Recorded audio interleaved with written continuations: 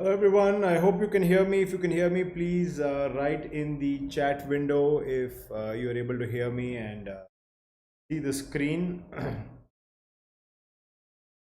I'm not able to see myself live yet. Alright guys, today is going to be very interesting and important. I'm sure you're going to appreciate it. I have only collected images, clinical images of the ear, nose, throat, x-rays, CT scans, anything that can possibly be asked. Okay, so we're going to get this visual treat. I'm not doing any PYQs or any questions. I'm just going to make you used to seeing what are the common tympanic membrane findings, what are the common nasal endoscopy findings, x-rays, CT, these kind of findings, because this is what commonly is asked in FMGE. Unlike many other questions, image based questions, the exact image does not repeat. So I'm going to show you some varieties of certain images so that you get used to it, and it'll be nice if you are interactive. I have the chat window open in front of me, and I think I can see if you guys can say a hi, and so that I know whether you are there. But let us get started, okay? And let us try and see some images so that we are prepared for the image based questions. Okay, great. So can you tell me which is the right ear and which is the left ear? Okay, so I'm putting this as option A and I'm putting this as option B. So which is the right or the left ear? All right, hi Ashish. So which according to you is right and which according to you is left? Because one of the most important things which is going to be is how to examine. Now, does anybody have any other? This one is left and this one life, this is not a concern. You will see the ear and the patient is there. Patient will say my right ear, left ear is having problem. When it comes to exams, they are going to give you some disorder or some disease of the ear, and you have to be able to tell whether it is right or left in one of the options. Okay, so butterfly, this actually is not the correct answer. Okay, the correct answer is let me rub this.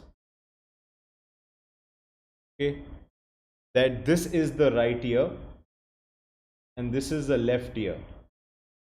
How am I able to know? What are the things that I am seeing? Okay, so any tympanic membrane or drum, you need to be able to see a few things in the ear. One of these things is, all right, and this cone of light is a very important indicator to tell whether this is the right ear or whether this is the left ear. All right, now the cone of light is always pointing anteriorly. Okay, so the cone of light is always pointing anteriorly. Okay, so for this, if it is the right ear, okay, if it is the right ear and I'm turning like this, the cone of light is going to be like this. If it is the left ear, the cone of light is going to be pointed like this. So here you can see, and this is the left ear because the cone of light is pointing anterior to someone who is turned, or the face is turned towards this side, but or left ear. Okay, 5 o'clock position and all of that is there, Rishikesh is saying. But the most consistent finding of seeing which is right or left is by looking at this structure. Do you know what this structure is called? What is this structure over here? This structure is a very important structure, this bony structure that you're seeing over here. Do you know what this is called? What is the name of this structure? Yeah, this is, see, this is the handle of malleus. This is the handle of, is always pointing anteriorly, and the short process of malleus does not easily get destroyed by most conditions that you will see. So some part of the short process of malleus, the short process of malleus is also called as the lateral process. Both mean the same. In the way the malleus is, lateral is more towards the drum, more towards outside. So it is the outermost part of the malleus. Okay, and it is also the shorter part. Longer one is the handle of malleus. So this short process of the malleus is always anterior. It is always pointing anteriorly. Whether the cone of light is there or not, you will be able to see the short process of the malleus and tell whether it is anterior or not. Okay, now there is another way to tell which is anterior, is sometimes you will see the round window opening over, the eustachian tube opening over here, and the round window niche over there. Sometimes when there is a perforation, the eustachian tube opening is always anterior. It will always be in the antero-inferior quadrant, whereas the round window will be in the posterior-superior quadrant. So this is the posterior-superior. This is the antero-inferior. This is the antero-superior, and this is the posterior-inferior. Okay, that's how the quadrant is divided. All right, so with that you will be able to tell these things. You're like, yes sir, ये क्या बता रहे हो sir, हमको याद नहीं करना है. We don't want to remember science, we just want tricks here. All right, where if you make a straight line in the middle with the cone of light, it will make an R in the right ear. Okay, this is for those who do not prefer knowledge, who just prefer mnemonics and tricks and all of this. Okay, so now I'm going to show you a lot of images, and I don't want anybody to be able to be making mistakes. They need to now understand the three things that you need to see when there is whether to determine direction of right and left ear. One is the cone of light pointing anteriorly, short process of the malleus or lateral process of malleus pointing anteriorly, eustachian, okay, front of the face, and round window will be posterior superior quadrant. Okay, so you will be able to see in that particular manner. Okay, similarly in the left you can see that these three structures are pointing on anteriorly, which means in this direction. So this is left. Okay, it's pointing towards the left, so it is the left ear. So this is the cone of light, this is the short process of malleus. Okay, and here there will be the eustachian tube opening, here there will be the round window. Now when I show you perforated eardrums, you tell me what is A, B and C, guys. These are three common findings that are taken from my patients using my own camera system. So can you tell me what are these three findings? What is A?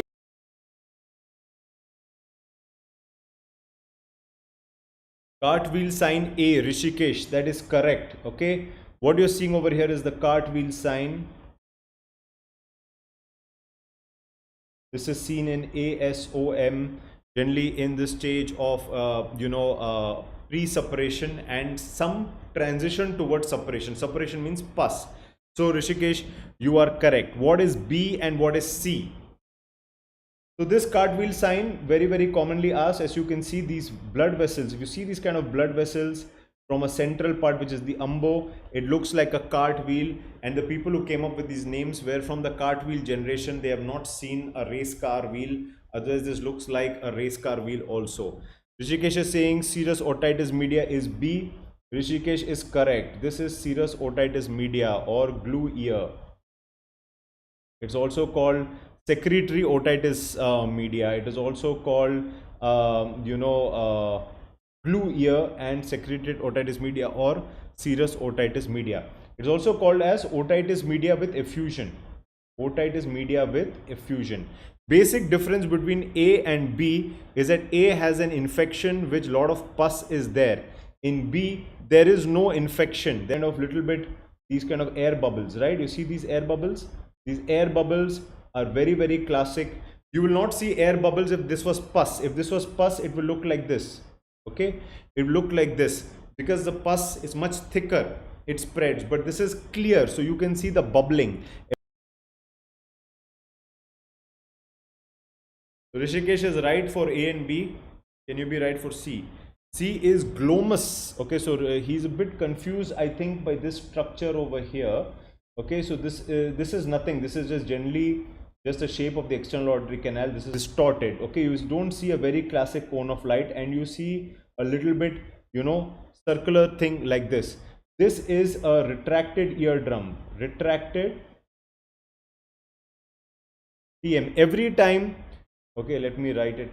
Okay, you see, so every time you will see that the cone of light is distorted, it is grade 1 retraction, and this circular thing that you can see could also be a healed perforation.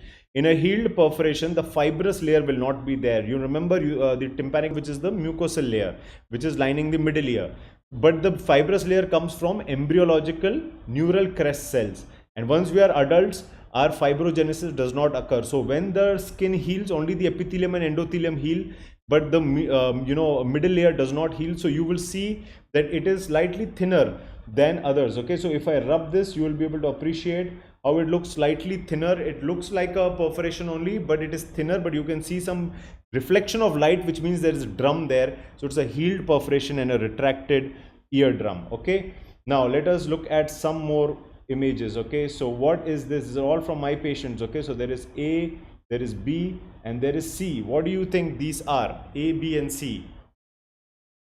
All right, Rishikesh is answering all of them. What about others? What is A, B, and C? Okay, let me tell you, this A is a traumatic perforation. Okay, both are A and B are both traumatic perforations, but there is a difference. This traumatic perforation in the anterior-inferior quadrant, okay, in the anterior-inferior quadrant is due to something called as barotrauma. Because of pressure changes, this was a patient who was flying in the aircraft and suddenly lost hearing while landing. When came out, we put our camera inside and we could see that there is fresh bleeding in the anterior-inferior quadrant. Anterior-inferior quadrant is very uncommon for poking something in the ear, okay? Mostly when you poke something in the ear, because of the design of the ear canal, this is most likely going to be like this. So this is a traumatic perforation. You can see rugged edges, okay? So this is a traumatic perforation due to some object, whereas this one is due to pressure. Okay, so that is the difference. A third one that you can see over here in an intact tympanic membrane, this could be a congenital cholesteatoma.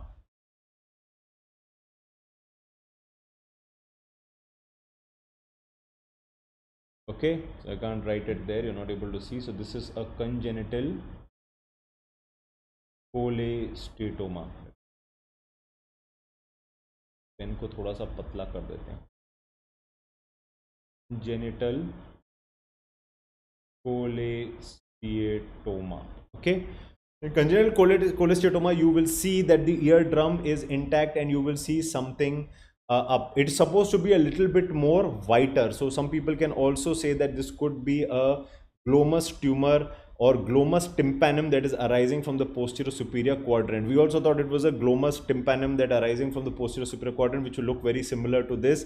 But then later on when we operated, we found out that this was cholesteatoma. So it not always comes like a classic textbook in real practice. Remember, your teachers or your examiners will not show you any image which is not a classical image.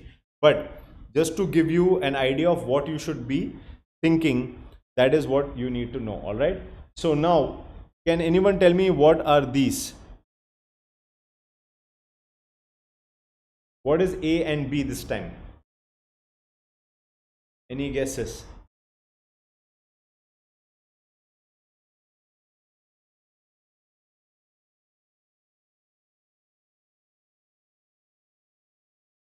Ossicles. Yeah, you can see the ossicles over here. That is correct. But you're able to see the ossicles over here. You're able to see the short process of the malleus and the handle of the malleus. And you're able to see a lot of retraction. This is actually a very severe retraction. Okay. This is a grade 4 retraction, where the tympanic membrane is plastered. It is plastered onto the promontory. This is the promontory. Okay, it is plastered onto the promontory. All right, here you can see that the window area. Okay, so this is the promontory, and here you can see the malleus. You can see the inquidostapedial joint over here. So it is fully retracted. Grade 4 retraction is it is plastered onto the tympanic membrane. This is a more classical congenital cholesteatoma.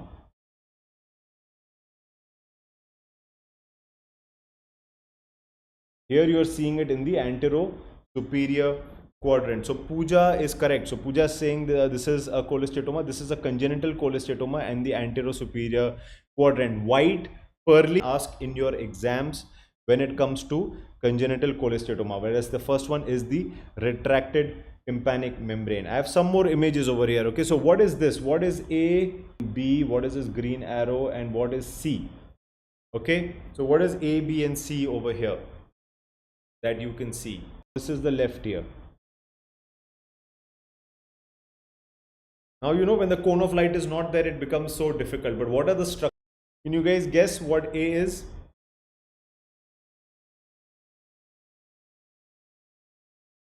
What is A? Okay, this is a very common thing seen in elderly people. In older people, there is calcium that deposits inside the fibrous part of the tympanic membrane. Yeah, this class can be viewed for NEET PG also. Rishikesh, this is not otosclerosis. A is not otosclerosis. A is tympanosclerosis.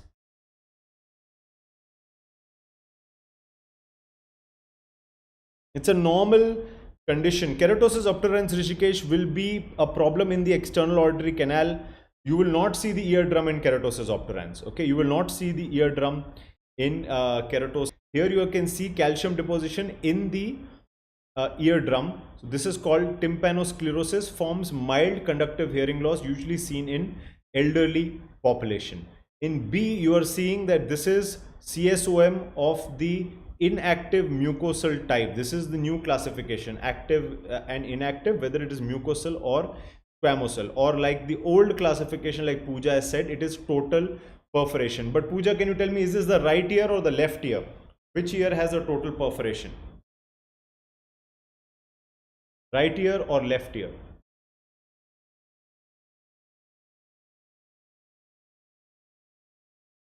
Can you guess? Where is the short process pointing towards? So Rishikesh is saying right. Okay, so you're right, Rishikesh, because you see the short process. This short process is very important. The short process of malleus is always pointing anteriorly. And look at some of the other structures. I told you about the round window, right? The round window niche is here. The eustachian tube opening is here. This is the handle of the malleus, and this is the short process. And short process is usually there. So you're right. Rishikesh and Pooja are right. So Yuvraj, it is not the left ear. See, when you cannot see the tympanic membrane, you have to look at this structure over here, which is the short process of the malleus, short process, or the lateral process of the malleus. This is always pointing anterior. So the patient is turning in this direction, okay, in the right direction. What you are seeing is anterior. All right. The third one, guys, is where most of you have read it, but you don't know what. Flamingo pink tympanic membrane seen in otosclerosis. Okay, what is the flamingo pink sign in otosclerosis called?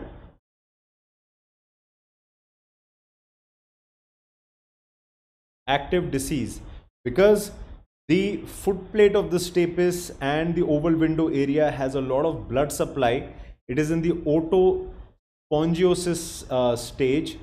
That time you see it as flamingo pink, but you give sodium fluoride. So Rishikesh is correct. Okay, so this is the Schwartz sign, and this is flamingo pink tympanic membrane seen in otosclerosis. And you can see that the flamingo pink will always be in the post quadrant. Remember that. And the immune state, these inactive diseases become active, and that's why they usually present in the time of childbearing.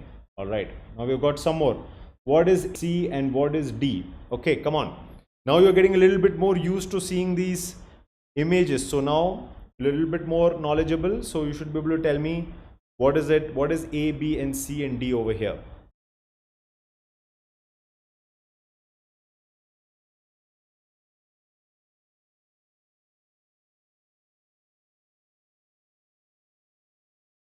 B, C, and D.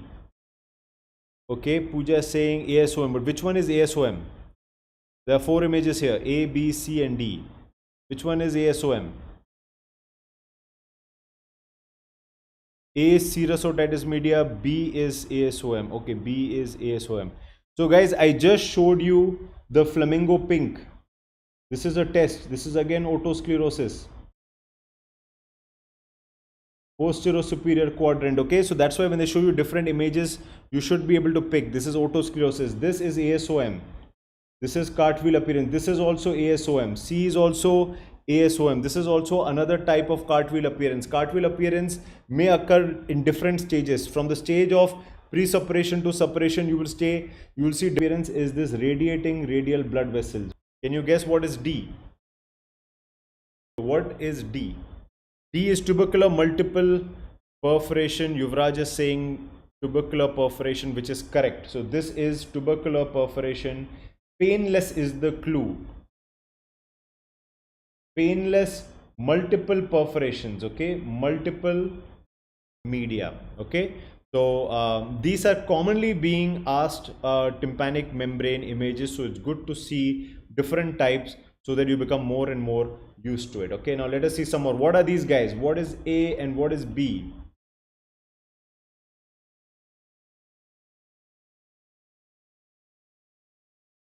Can you guess what is A and B? Where is the disease happening?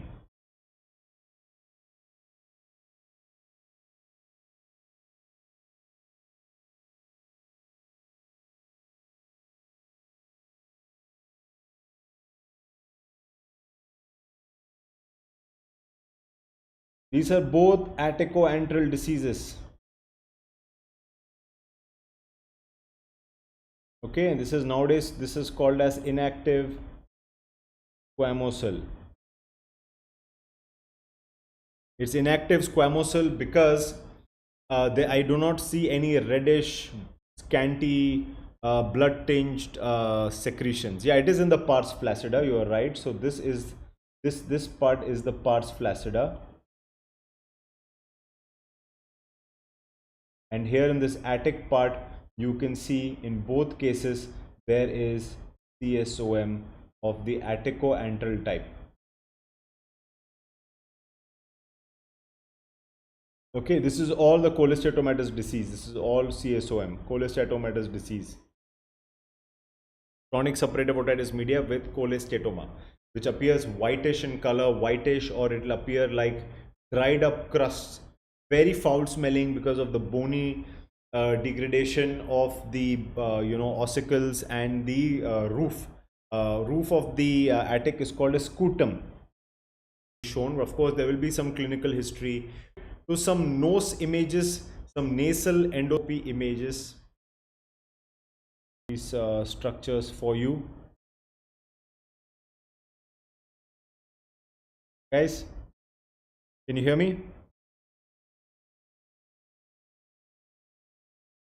Guys, can you hear me? What are the structures that you can see here? Okay, so you have to tell me what is 1, what is 2, what is 3.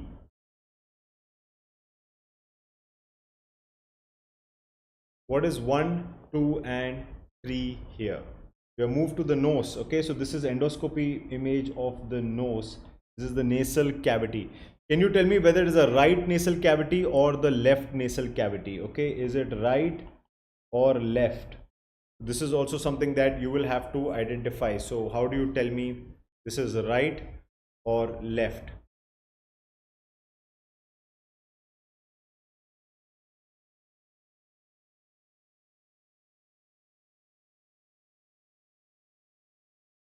Okay, Pavitra Nandan is saying that this is the right nasal cavity. Yes, this is the right nasal cavity, but how are you able to identify it?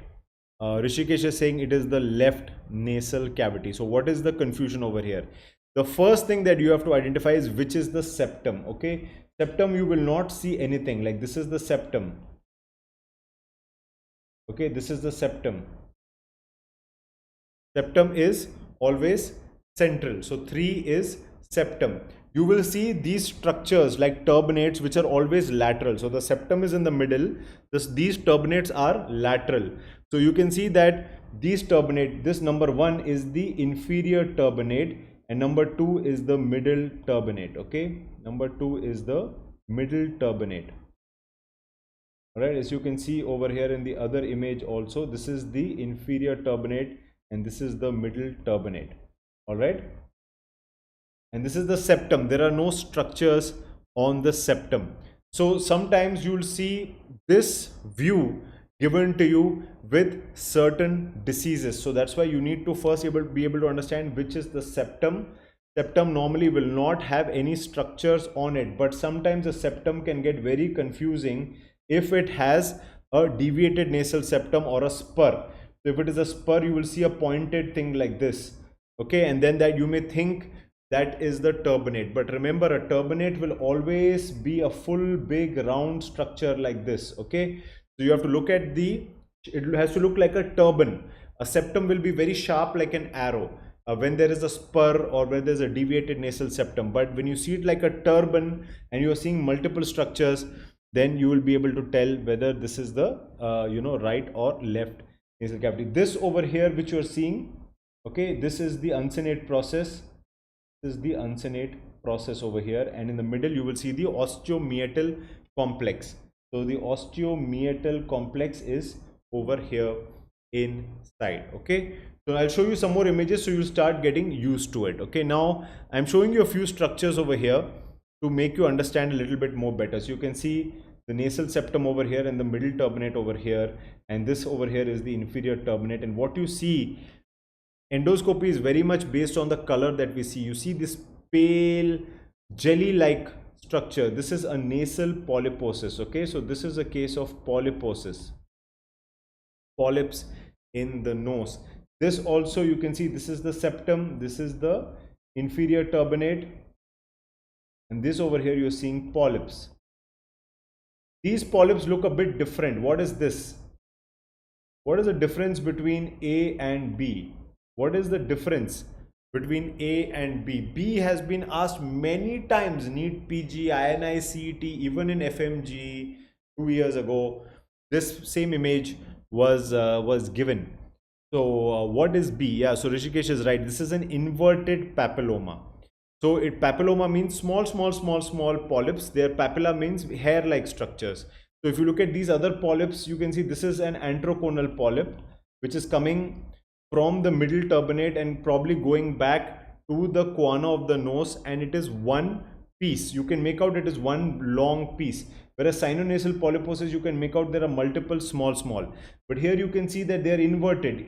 Histopathologically, you will see that the papilla are inverted. The projected parts are inside. Normally, the projected part has to be outside. That's why they call it an inverted papilloma. Okay, and there is another image differentiating between inverted papilloma and nasal polyposis. All right, and what you need to look for is a nasal polyposis. You'll see very smooth, pale, jelly-like appearance, whereas in inverted papilloma you will see multiple small elevations.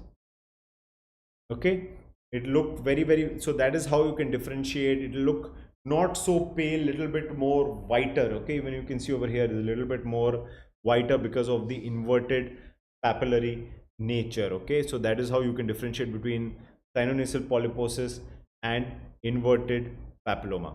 All right, now guys, what is this A? This is going to confuse you. And what is B and what is C?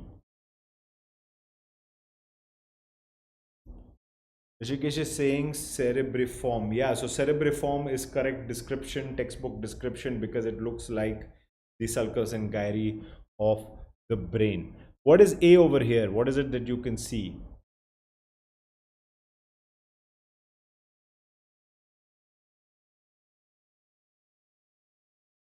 And what is the difference between A and B and C that you can see over here?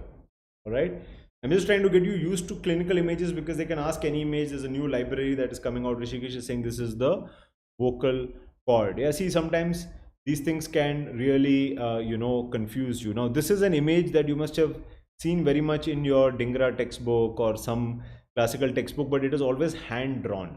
When it is a clinical image, it is very difficult to say. So Rishikesh, this is not the vocal cord. This is a posterior rhinoscopy image. Okay, so this is what you're seeing is posterior rhinoscopy. Okay, what you're able to see over here, this is the septum. Okay, this is the septum. This is the inferior turbinate. Okay, this is the eustachian tube opening. Okay, so if you are going to see adenoids, you will see the adenoids over here, which you can see in this area. So this is a, have you seen a posterior rhinoscopy mirror? Okay, that posterior rhinoscopy mirror, it will be something like this. and there will be a mirror there. So if you place this mirror at the back and look upwards, if you look downwards, you will see the vocal cord. If you look upwards, then this is the image you will see. So if you are seeing something where there is a central septum and there are structures on either side, then that is you're looking at the guana or the nasopharynx, and it's called posterior rhinoscopy or posterior nasopharyngoscopy. But when you're putting the camera from front, the same thing will look more like B. Okay, in B, we are entering from one nasal cavity, so you won't be able to see the other side of the septum. So here you can see the right nasopharynx. Okay, here you can see very clearly that this is the torus tuberous. This is the fossa of Rosenmuller.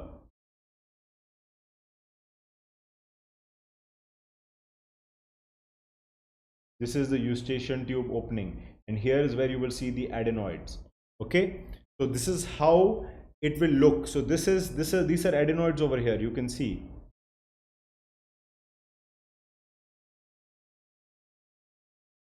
Adenoids will look pale pink, and it will look again little cerebriform because they are basically just little enlarged swelling. They're like tonsils, but they are there at the back of the nasopharyngeal area. All right, so these are some images. These are normal findings. We only want adenoids, which is C. Otherwise this is the normal thing, and you need to know these normal structures, because from fossa of Rosenmuller you have the nasopharyngeal carcinoma that originates from there. Okay, and then you have the sinus of Morgagni, which is lateral to it, and all of those things. Okay, so now here, what is A and what is B? All right, what is A and what is B? Let's see. Now you're able to understand. I want to know which directions. You should tell it is a right this and this, or a left this and this. Okay, so you start getting a bit used to these clinical images of the nose.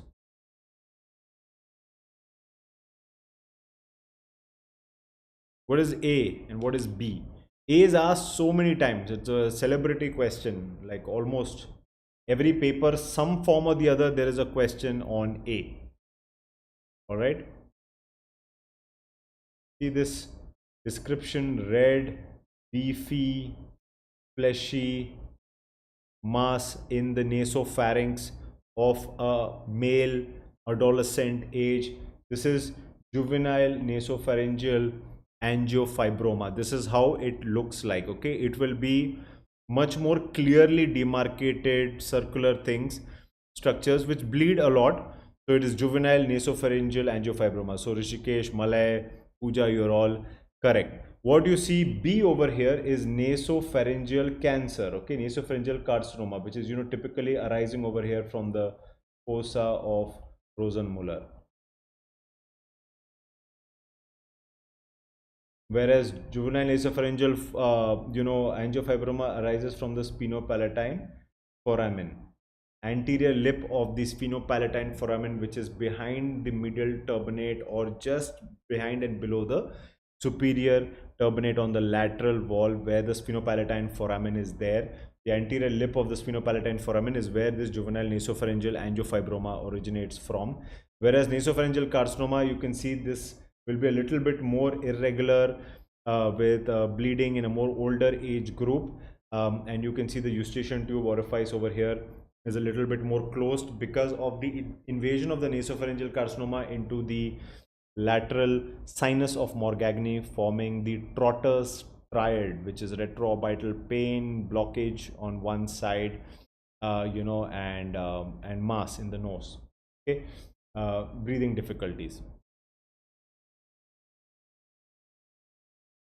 Now, what is A and B? Should be easy. What is A and B now? You're able to see. I'm giving you various variety of images so that you're able to understand. Along with direction, right nasal cavity or left nasal cavity. Here, this one is the septum. Okay, this is the turbinate, inferior turbinate. So this is the right nasal cavity. All right, here you can see this is the septum. The eustachian tube is lateral. So this is the left nasal cavity or the left nasopharynx. So similarly, what is this over here? A and B.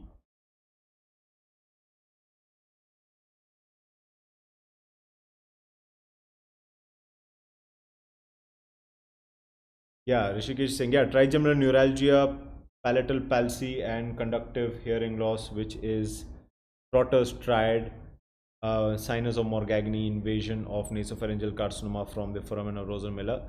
So Pooja is correct. These are now adenoid hypertrophy. So you are able to now recognize adenoid hypertrophy. So Pooja, can you tell me in A and B, which is the side, which side of the nasopharynx are we seeing?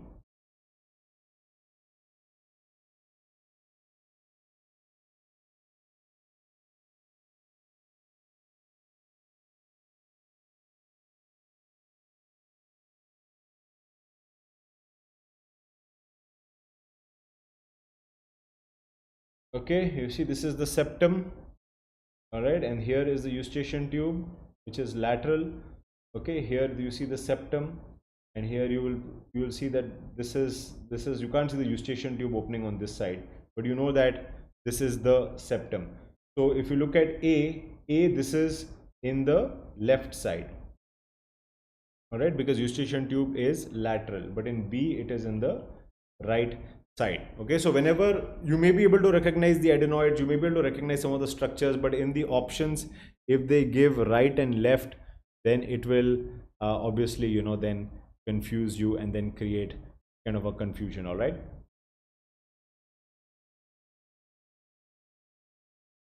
there we go.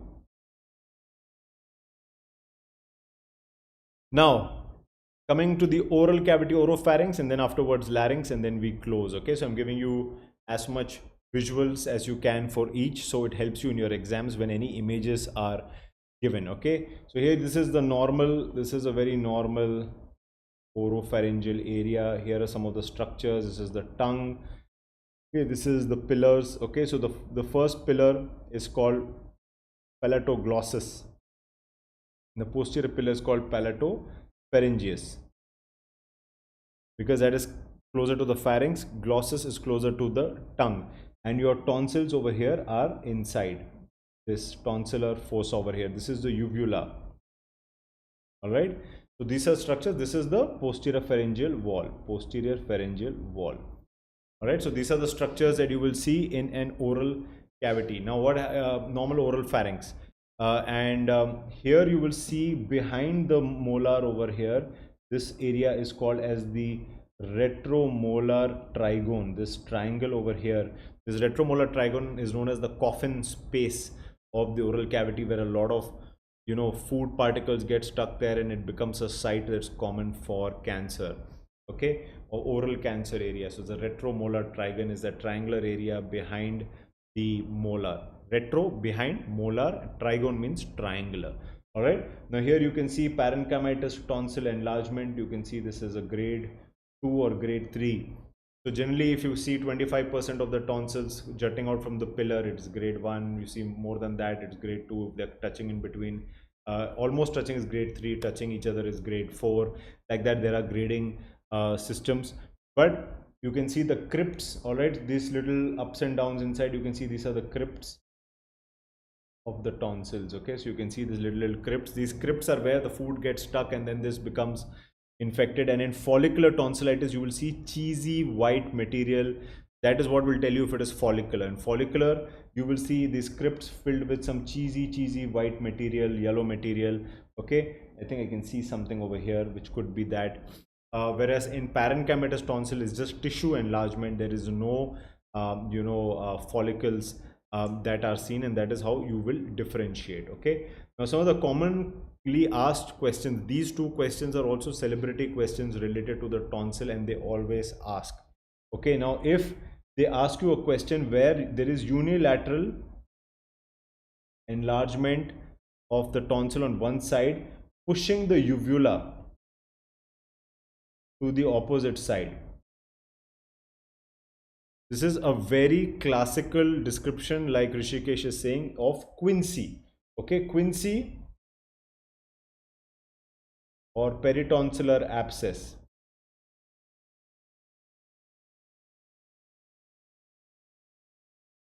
Hot potato voice and fever and unilateral enlargement, and the uvula is pushed to the other side. Note in the clinical description of quinsy or peritonsillar abscess, there will be no neck swelling. This is the differentiator. If there is swelling of the neck like this, okay, along with tonsillar wall, lateral wall of the tonsil being enlarged, then this is the parapharyngeal abscess.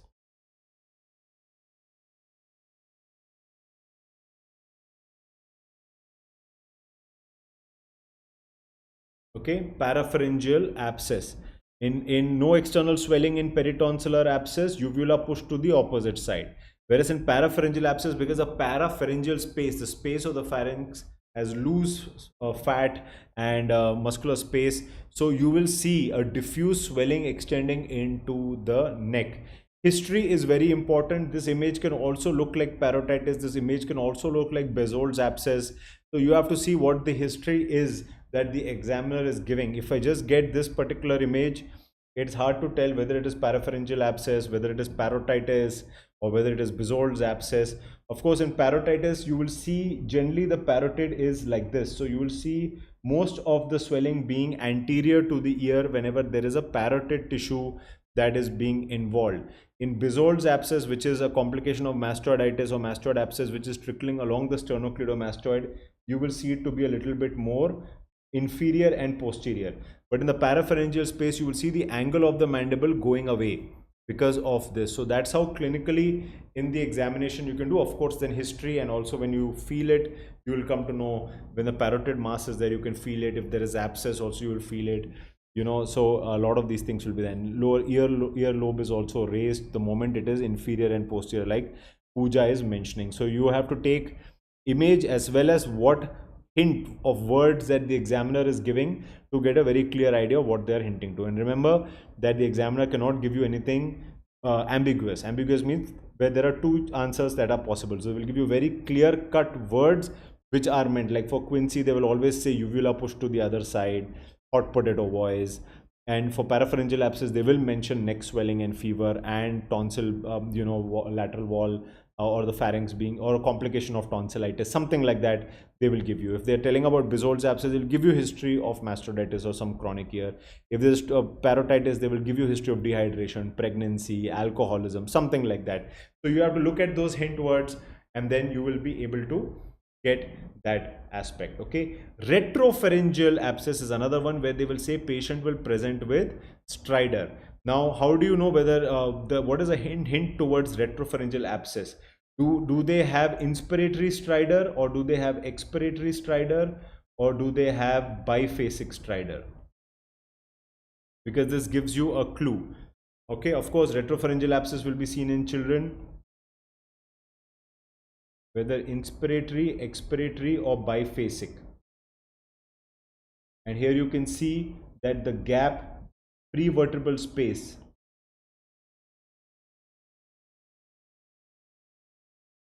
has increased.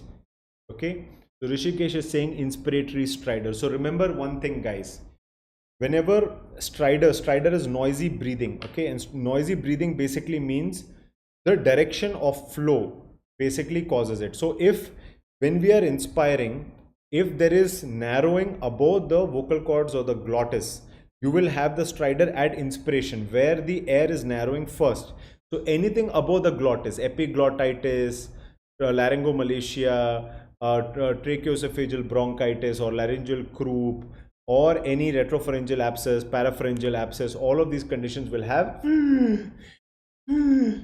inspiratory stridor.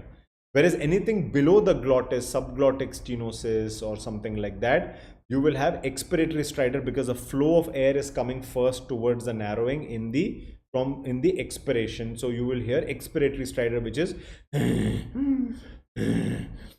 and whenever at the level of the glottis, you will have stridor in both directions, which is biphasic stridor. In laryngotracheal bronchitis or croup, you will have stridor which is inspiratory first and then turns biphasic.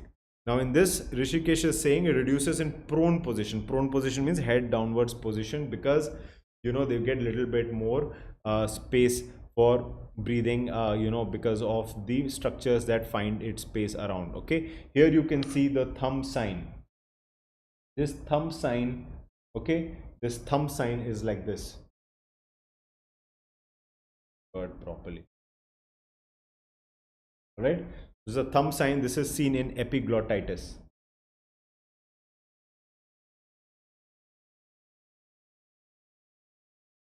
All right, and here you can see retropharyngeal abscess. So Pooja is confirming above glottis inspiratory, glottic, subglottic, biphasic, below glottis is expiratory. That is correct. Okay. So here you can see acute epiglottitis showing the thumb sign. Okay. Common image-based questions are generally asked in these entrance exams. Okay, so they may show different image, but all of that. Okay, now what are we seeing over here? What is A and what is B? Okay, are you seeing any abnormality in A? Are you seeing any abnormality in B?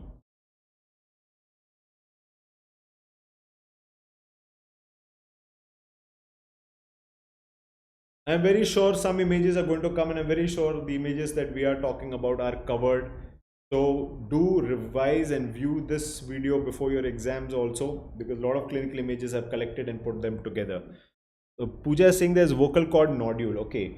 See, this first one is a normal one. Okay, this is normal.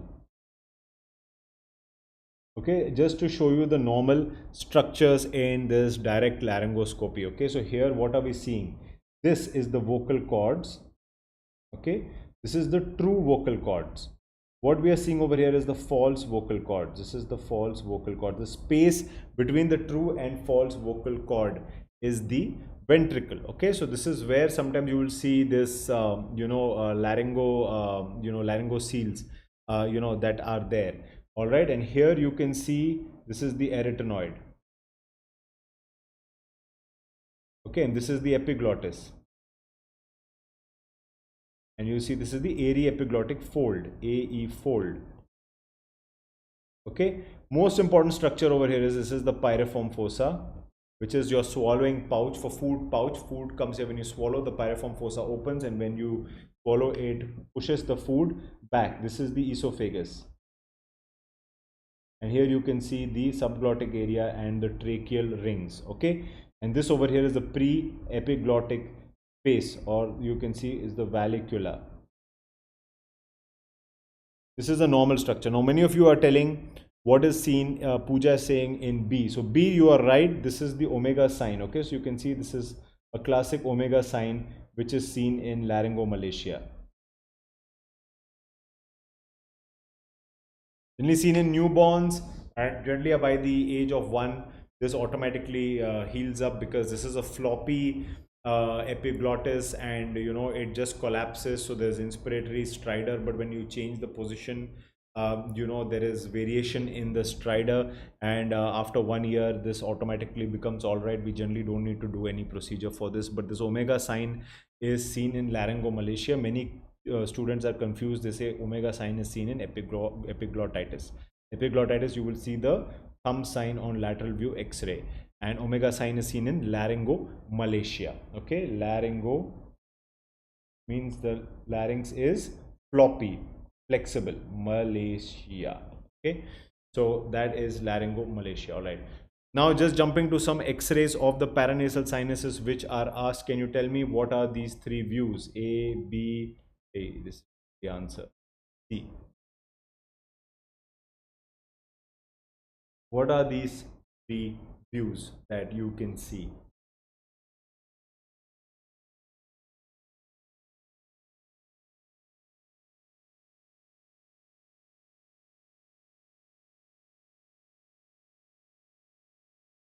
A is Cadwell's, Rishikesh is correct. This is basically to see the frontal sinuses. Okay, so you can see that the frontal sinuses are very nicely seen over here.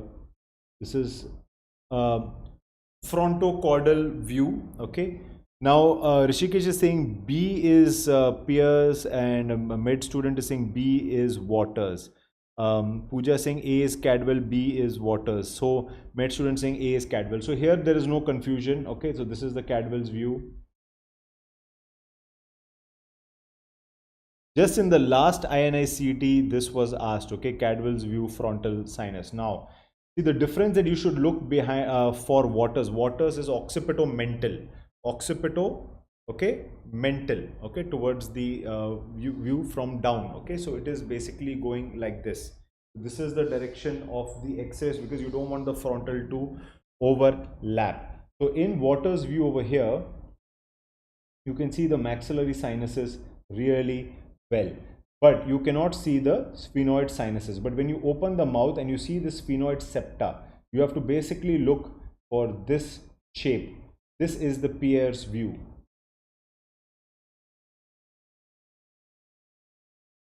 Okay, Pierre's view, or people call it Pierre's view or Pierre view. It's a Italian name. Okay, so Pierre's view is mouth open, and you will see the sphenoid and you will see the intersphenoid septa, but you will not see the intersphenoid septa in the Waters' view. Okay, because even sometimes the mouth will be slightly open, you will get confused. But when the angle is such that with the mouth is wide open, you can see the mouth is wide open and you can see the septa. You can't see the septa in B, but you can see the intersphenoid septa in C. The moment you see the intersphenoid septa, it is the Pierre's view. Otherwise, it is a Waters' view. Both of them are mento-occipital views, and Cadwell's view is frontocaudal. Okay. Coming back to some vocal cord images. Now I'm showing some abnormalities. Okay. Last time I showed laryngomalacia and normal. Okay, but these are commonly asked. So what is A, what is B, and what is C?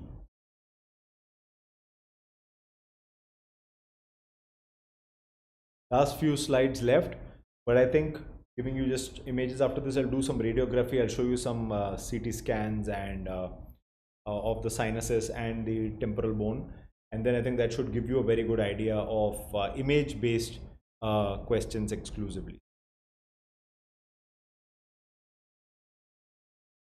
All right, what is this?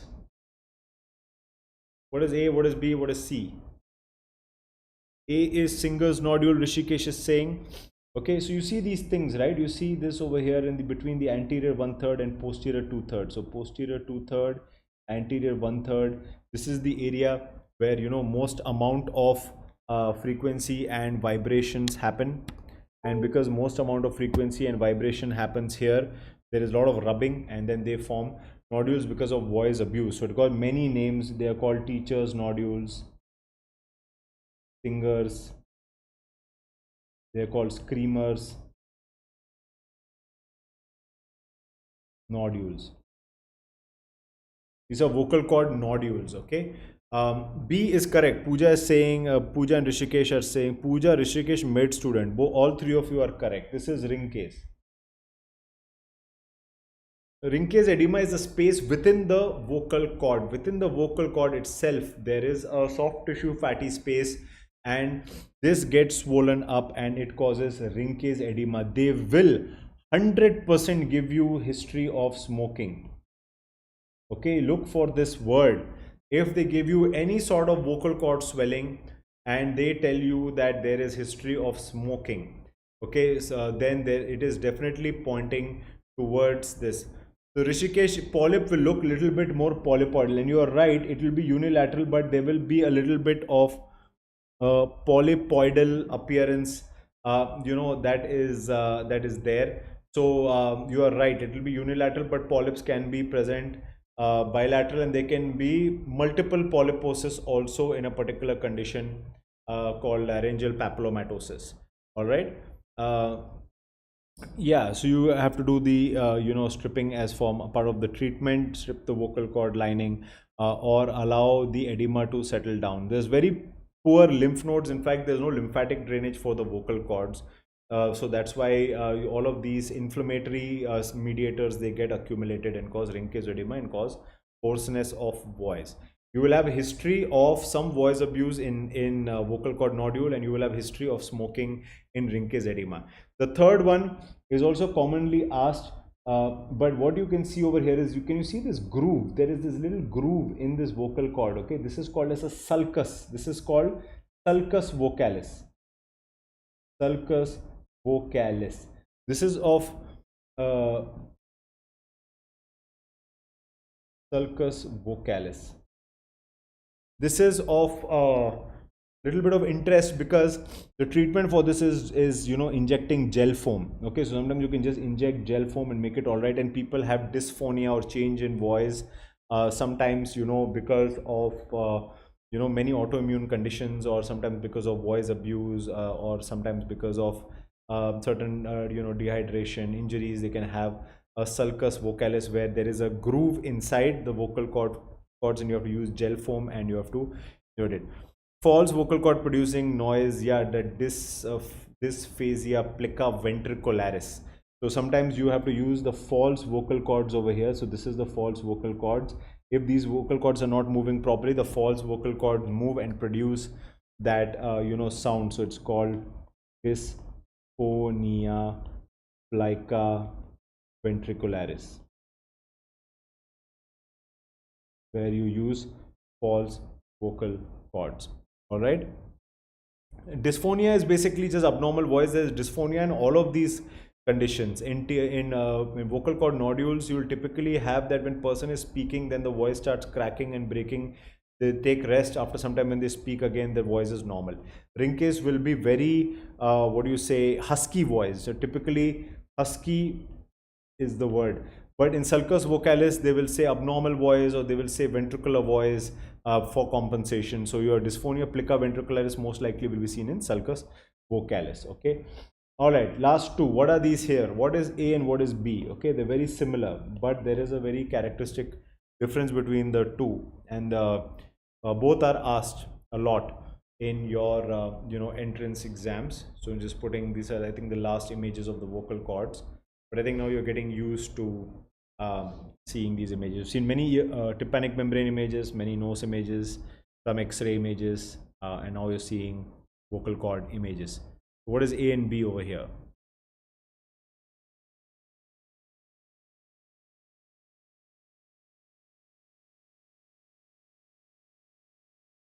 You able to guess?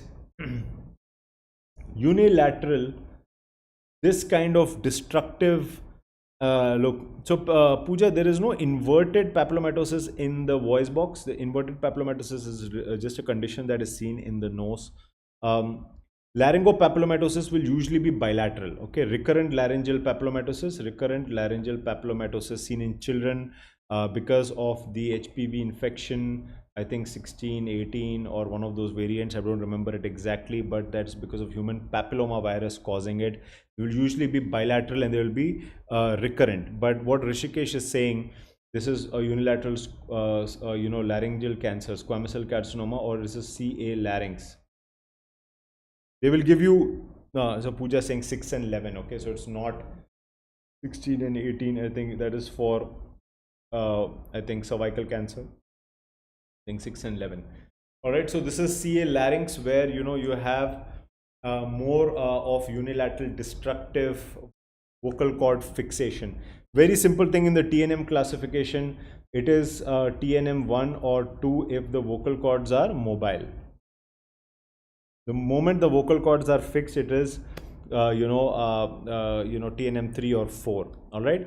So so this very dangerous reddish, irregular, in an elderly person, very aggressive. This is CA larynx. Over here, what you're seeing is very painful, extremely painful mouse nibbled appearance.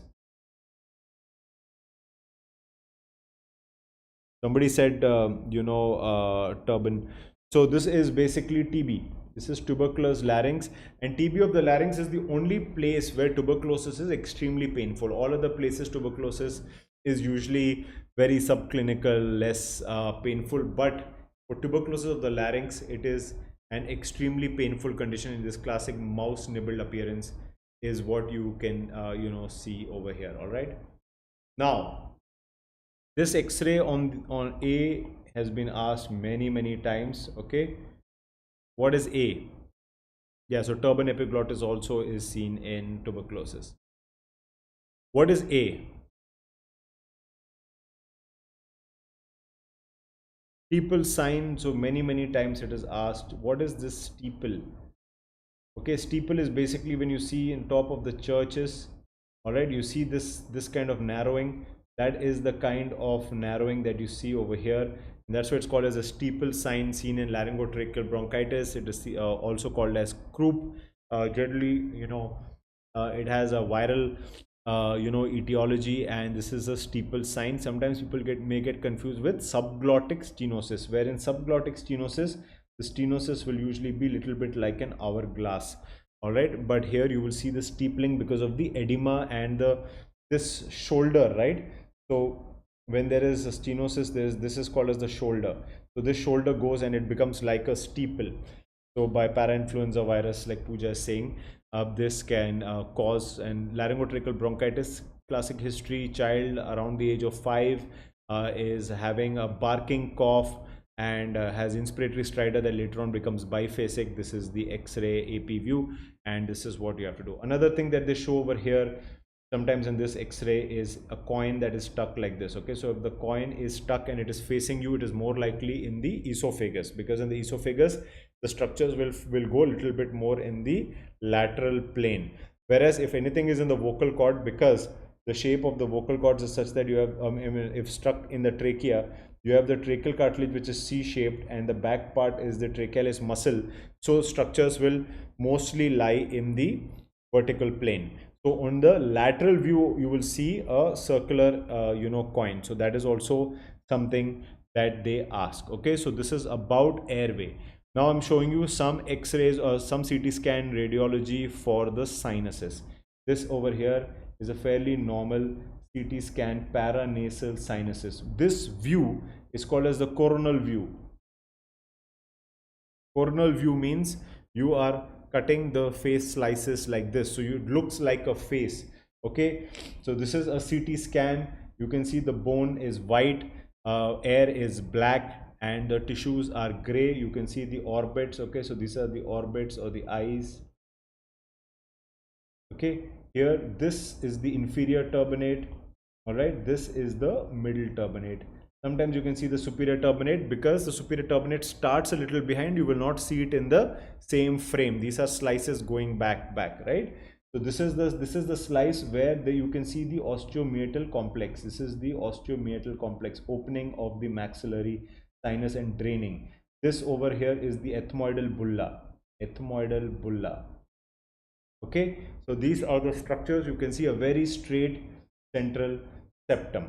Okay, and then you can see the hard palate over here, and this is a fairly posterior. This is at the level of the eye. In the beginning you won't see these structures, so just to get you used to the coronal section. What are the other sections? This is the axial section. Axial section means the slices are like this, and these kind of sections are very good to see in length if there are any abnormal cells in the sphenoid over here. And this is the sagittal section. Sagittal section means sideways cutting is sagittal, cross like this is axial, and this kind of way is coronal. Each one shows different things. So for adenoids, it's good to see. Here you will see the adenoids over here, so this is good for sagittal section, and many sphenoid conditions also you can see in the sagittal section. But for maxillary sinus, osteomeatal complex, the coronal section of the paranasal sinus is we've seen this is not left, this is CT paranasal sinuses. Okay, now some abnormal cells that you can see. So what is in A and B in the coronal section of the paranasal sinuses? What is the structure that you can see over here? Can anybody tell me?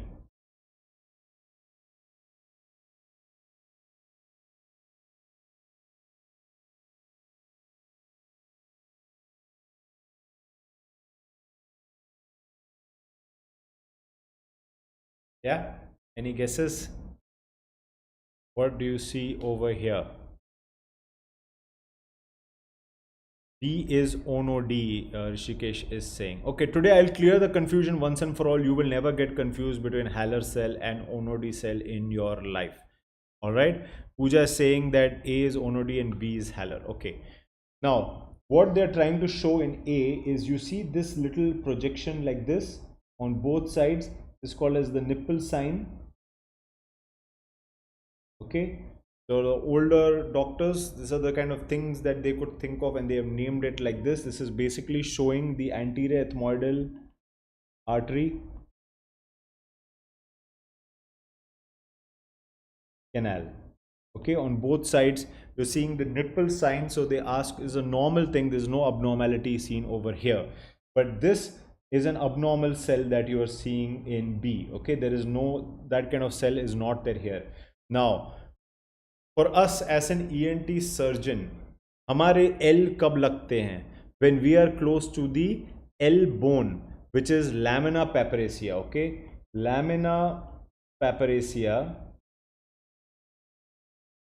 is paper thin bone which is over here. Okay, and this paper thin bone is very close to this large cell. This is the bulla ethmoidalis. This is next to the bulla ethmoidalis. If we start chewing and we enter through this bone and we enter into the eye, then हमारे L लग जाते हैं, because lamina जो L है वो लग जाता है. And when there is a cell that confuses us and it has 2L, मतलब double L लगते हैं, that is the Haller cell. Haller cell is the double L scary thing for us ENT surgeons. That's why we have to do the coronal section over here and look anything attached to the lamina papyracea. Is there any abnormal cell? Because once I go inside in endoscopic surgery, I will think that I am in the one of the ethmoidal cells, and I will keep chewing, and then I will enter inside the orbit and cause blindness to the patient, which can be a huge medico-legal risk, and of course blindness for the patient, or eye injury, prolapse of the recti of the orbits. So it can be very, very dangerous. So that's why we have to look for abnormal paranasal sinus cells and Haller cell, where जहाँ 2L लगते हैं, double L लगते हैं, because वो lamina papyracea से जुड़ा हुआ होता है, and that's why we have to be very careful. So remember from the 2 L's that it is infraorbital. 2 L's is close to the lamina papyracea. Okay, 2 L लगा हुआ है for you to think about the lamina papyracea, and that's why it will be very close to the eye and orbit. All right, so this is a Haller cell. We can see another abnormality over here. The middle turbinate has a air pocket inside. This is called concha bullosa. Concha bullosa. Concha bullosa basically means the middle turbinate is pneumatoized and there is an air pocket inside. Okay, so here you see a concha bullosa as well as you see a Haller cell, Onodi cell. Okay, so Onodi cell, I remember it because it almost has all the letters of sphenoid in it. So if I look at sphenoid, so we look at NOID and NODI, it is just a nodi and noid. So that's how I remember it. But the word onodi comes because it is within the sphenoid. It comes from the noid. That's how the word of onodi originates. If you remember the language or learn the language of Greek and Latin, medicine becomes very easy because most of it is just words. All right, so onodi cell itself may not cause optic nerve compression. Of course, if it becomes large, here you can see the onodi cell over here. But sometimes when we are trying to remove clear out disease from the sphenoid, if we enter the onodi cell and think we are inside the sphenoid, we may then venture inside the structures lateral to it, such as optic nerve, cavernous sinus, all of these kind of conditions. So that's why these cells are very important to see radiographically beforehand, and that's why the examiners may ask you for these common signs. Onodi is in the sphenoid, causes all of this optic nerve related issues, cavernous sinus, injury, those kind of things in the sphenoid sinus. Whereas what is this over here? Here you are seeing Ullmann-Miller sign. Okay, which is the anterior bowing. This is the anterior bowing of the posterior wall of the maxillary sinus. Here you can see the maxillary sinus posterior wall of maxillary sinus is normal, but here you can see it is bowing anteriorly because of this tumor over here, which is the juvenile nasopharyngeal angiofibroma, which is now invaded into the from the sphenopalatine foramen into the maxillary sinus, and it enters inside. Now here's an important trivia, whether it's asked or not. Most of you think juvenile nasopharyngeal angiofibroma only occurs in males. You will see in every book they never write only occurs in males. They will say almost always appears in males. I have seen a patient of juvenile nasopharyngeal angiofibroma in a female, adolescent female, and in females the first site of expansion of juvenile nasopharyngeal angiofibroma is always the maxillary sinus. So some surfira examiner can ask you this question. Okay, So juvenile nasopharyngeal angiofibroma can be seen in females. It's extremely rare, but when seen in females, the first extension of the tumor is in the maxillary sinus. All right, so to that point, now we have covered this. Now, what is this over here that we can see? This is also asked many times. Okay, here what you're seeing very classically is two types of density. So we call mixed density. So this is called mixed density. So whenever the word mixed density comes, like Rishikesh has mentioned, it is allergic fungal rhinosinusitis. Here you can see little whitish and then little dark, then this gray, and this kind of thing is called AFRS, and there are a lot of these criteria for fungal rhinosinusitis which examiners are very fond of, and they can ask and they can give you something like this. It's very invasive. As you can see, the lamina is already being pushed inside, and there are orbital problems because this is usually caused by aspergillosis. Okay, and yeah, so Bent and Coon's double density over here that you can see, mixed density, aspergillosis. All right, aspergillosis, as you can know, they have septate hyphae. All right, so they have these septate hyphae, and they usually branch out at acute angles, whereas I think in mucormycosis you will see aseptate hyphae at right angles. Okay, so this is how you can differentiate between the two. All right, now coming to our last slide, very complex, they don't usually ask this. This is an HRCT temporal bone. I'm showing you a normal bone. I'm not showing you anything abnormal, just to make you get used to it. Certain things that they can ask you over here, which you can see on the right side. This is an ice cream cone appearance of the malleus. Okay, you can see this ice cream cone appearance of the malleus. You'll see that the malleus will not be seen at the same level because the HRCT is taken at an angle of 30 degrees from the right to left. Okay, so the 𝐒𝐿-malleal joint is over here, you can see. Okay, 𝐒𝐿-malleal joint. All right, and what you're seeing over here is the lateral semicircular canal. And the most important thing that you should be able to appreciate over here is you can see something like this. This is the cochlea. Okay, because this has the 2 and 3/4 turning. Okay, the modulus. So that is, sometimes if it is 2 or if it is not there, they may be pointing towards a Mondini's lack of cochlea hi nahi hai, or misformed cochlea that can be there. Okay, so here also you can see the cochlea which is there forming like this. All right, and here you can see the mastoid cells over here. All right, so these are some of the common structures that you need to look at. Sometimes students get confused and they say the lateral semicircular canal wala curve is the cochlea, which is wrong. So the cochlea will appear like a clover leaf. You've seen that in your cards. You will see this kind of a clover leaf. So that is the thing. So internal auditory meatus is not there in this particular cut over here, but the internal auditory meatus will usually be this part as it goes towards the petrous apex and towards the cerebropontine angle. More complex to read this even for ENTs. So generally for your exams, entrance exams, they don't ask you so much, but they may ask you things like this: the ice cream cone appearance of the malleus, or if there's an absent cochlea, and they're talking about Mondini's dysplasia or aplasia. Okay, so there is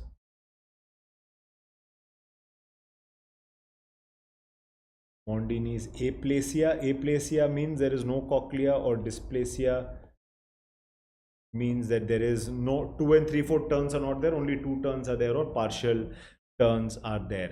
Sometimes you can see a double ring appearance here around the cochlea. You will see a double ring appearance, and that is seen in cochlear photosclerosis. Those are usually some of the things that are asked. Otherwise, you should just be able to understand what it is, and cleverly from the options and the history, you should be able to figure it out. Okay, guys. So, all right. So, PDF of this will be uploaded in the Telegram channel. I'm just going to export it and send it to the team right after this. But thank you. I hope this was useful. I know there are more images.